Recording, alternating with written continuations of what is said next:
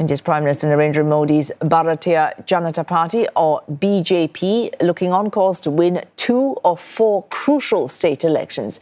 Vote counting continues in 4 state elections: West Bengal, Tamil Nadu, Kerala and Assam, as well as the federal territory of Puducherry.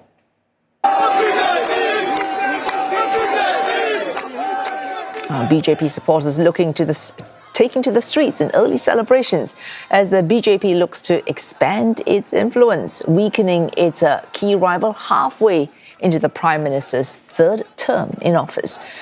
It looks set to return to power in the eastern state of Assam for a 3rd straight term and is heading towards a sweep of West Bengal.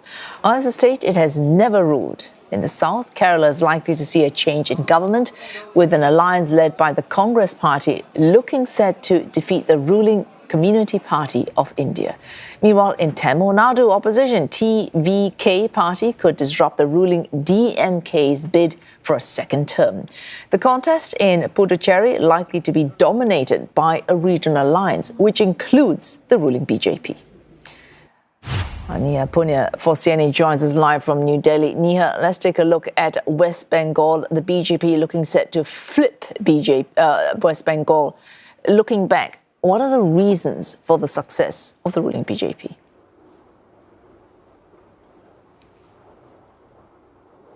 Absolutely. The BJP is looking set not just to win West Bengal, but to win it by a landslide margin.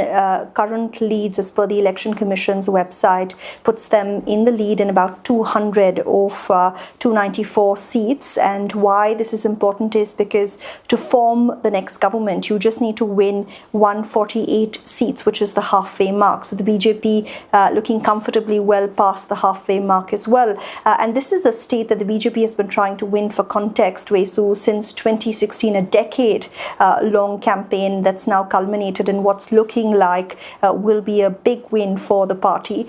Many political analysts have been speaking to say that one big thing that worked for them this time that didn't the last time, when they did make some inroads in West Bengal, when they had 3 lawmakers that won the election and they'd increased their vote share compared to this time around, is the fact that they've changed what their campaign looked like. They focused more on local issues. They promised safety for women. They talked about employment. They talked about welfare policies and distribution of welfare policies, making them more accessible to the local people. They're talking about fixing economic issues and bringing development to a region. And all of this sat alongside the fact that Mamata Banerjee has been in power in that state for 15 years. She's ruled for 3 consecutive terms. She was gunning for a 4th term, but it looks highly unlikely that that will happen, given that counting will be complete by the end of Monday night. The BJP has also talked about another key issue which has found some resonance among voters, which is the issue of border safety. It's talked about removing infiltrators, it says, referring to illegal migrants from Bangladesh. And Mamata Banerjee's TMC has hit back, saying that this is an attack, a veiled attack on the state's significant minority population, many of whom she claims were stripped of their right to vote, which is what has made this race a very close one. All right, we are focused on West Bengal, but of course there are 4 state elections and 1 federal territory election. Given what we see of results so far, are we seeing any significant shift in the picture of power in India?